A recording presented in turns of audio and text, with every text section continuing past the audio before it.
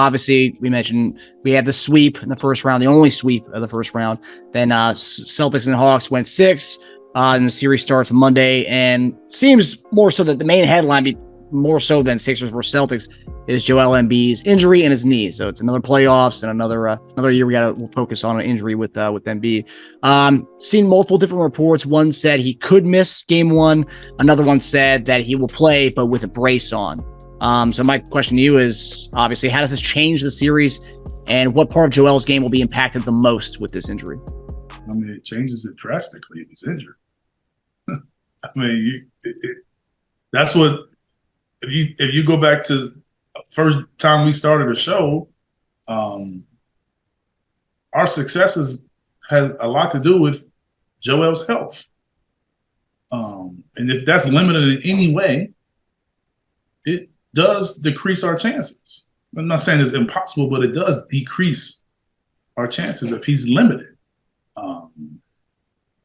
So, he's played through injuries before, and I know he's capable of doing that. But the concern is there because, one, we know that it's something, but two, we don't know the severity of it. Like, we really don't know, and we won't know until he starts playing. I think if he's playing and he's himself, then we're gonna be like, oh, okay, cool, he can play through it. Like I said, he has had time off, and we will not have any back-to-backs. But one other concern with that is first game's Monday, correct? Yep.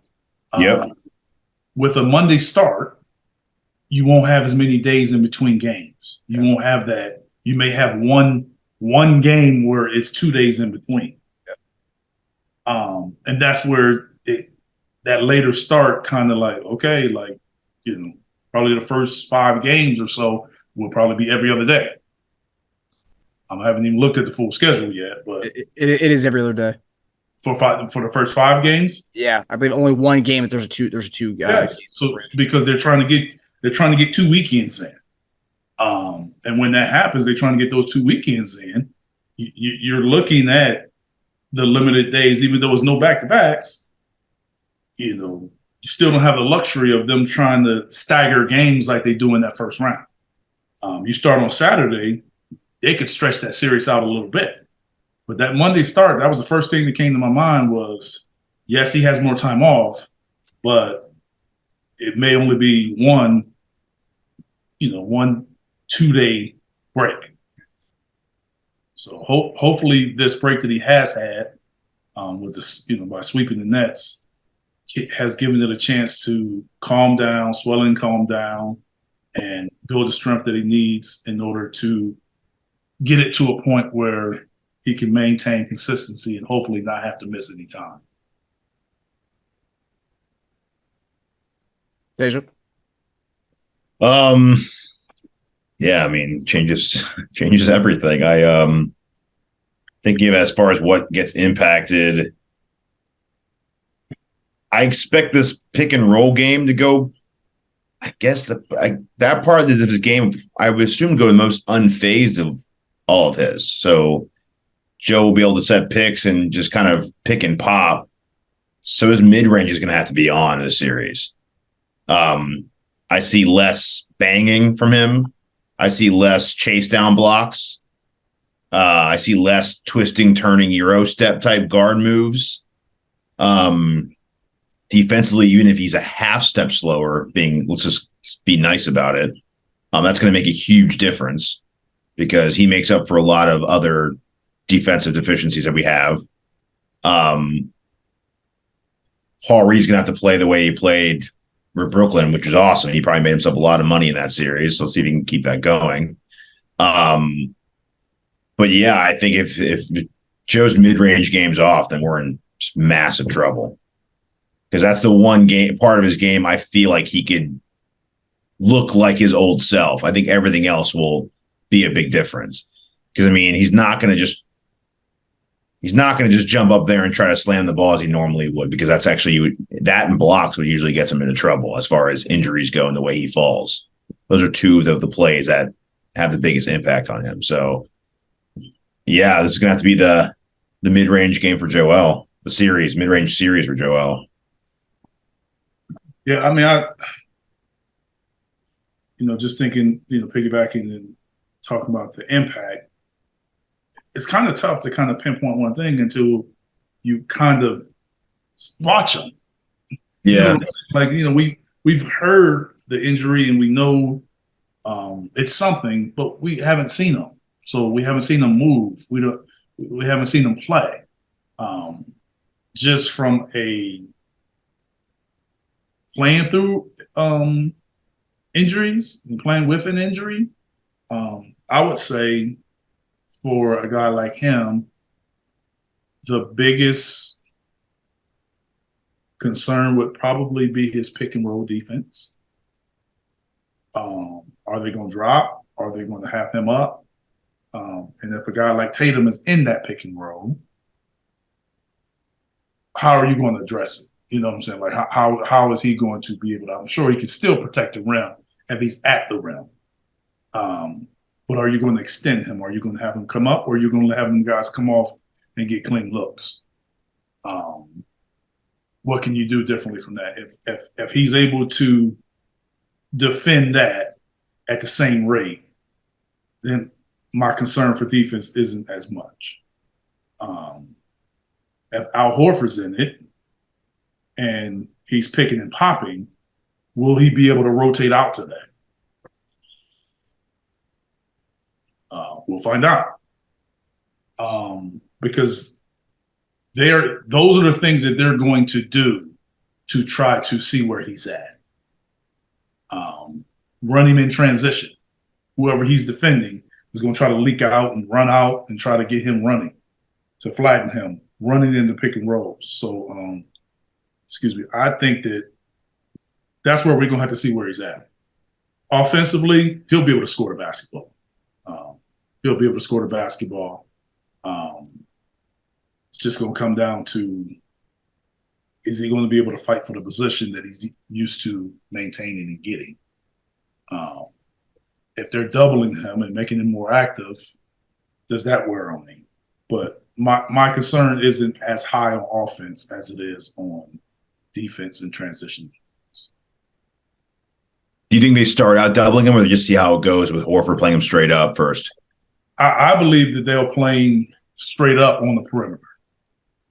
I think that if he's deep, they'll double him. I do believe that on the perimeter, I think they'll double him maybe when he dribbles.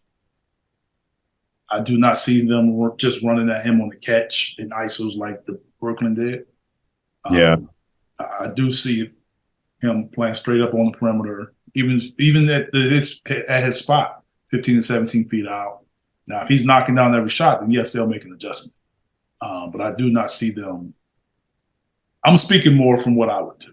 When I say that, I would not double him on the catch. They probably want to see how his knee is too. I'm saying I would try to see what he can do. Yes. Starting the game, if he's just killing guys, getting to the paint, getting guys in foul trouble. But even if he's just making jump shots, I'm not necessarily inclined to just go run the guy at it right away. Because it's almost like now we're giving other guys a shot. And I think the one thing the Sixers has been really good at is, even though when they try to give a specific guy the shot, like PJ guys leaves, PJ doesn't necessarily always be in that corner and be the guy shooting. Sometimes he may dive and have somebody else have to play him, or he may set a screen and another guy gets a shot. So we play really, really well off of Joel being double teamed. And I just can't see them just jumping right into doing the same thing that the Nets did. I just don't. I would think that they would try to see something different first. Yeah. Yeah. As far as the LCL spread, I think I saw one of those doctors that tweet about, one of the sports doctors online was saying that the reason why you may have seen him fall so much in Game 4 was due to this LCL injury? I don't know. I'm not a doctor, but that's what that makes sense. I think I mentioned that to Eric on when I saw him. I kind of said he was losing his footing a lot. Like he couldn't like stand. I mean, I understand. I was just like, we were talking about it. I was just like, we just don't know because he does fall a lot. Yeah, it's hard to gauge that. So yeah. it's hard to really gauge. Like, not that he got injured. It's like, is that why he was falling? Like, it's just hard to gauge. Yeah. This is something that I know right now in the NFL, right? Smoke screen season. And I was wanting to ask you this as far as with Doc and maybe overplaying or maybe possibly, overplaying or overselling this injury of Embiid's. Do you think there's any benefit to that if that is the case? If maybe Doc said 50% and then Ramona Shelburne saying he's going to play, and she said she's more worried about James Harden's play in this series rather than Embiid's injury. So I'm curious, is there any, would there be any benefit to Doc possibly overplaying or overselling this injury of Embiid's in the series? In this particular case, being that we got a sweep and it's been, it'll be over a week before we play a game, I don't see the benefit because if you ask most people, I think most people would assume that he's going to try to play. If he doesn't play, it doesn't matter what smoke screen you sent. That's telling people that it's more serious than we anticipated. Right. If he does not play after all of this time. So I don't really think you can really hide this situation because we're going to find out. We're going to find out. Yeah. It's just a matter of being on Monday.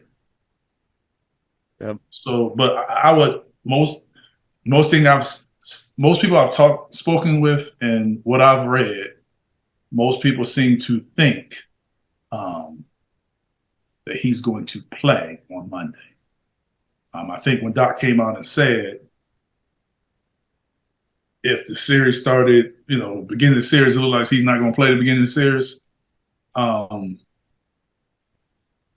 do think Doc was being honest, but I think Doc was being honest at that particular time. Mm-hmm. Now, if Doc comes out and say that today, that's a concern for me. Yeah.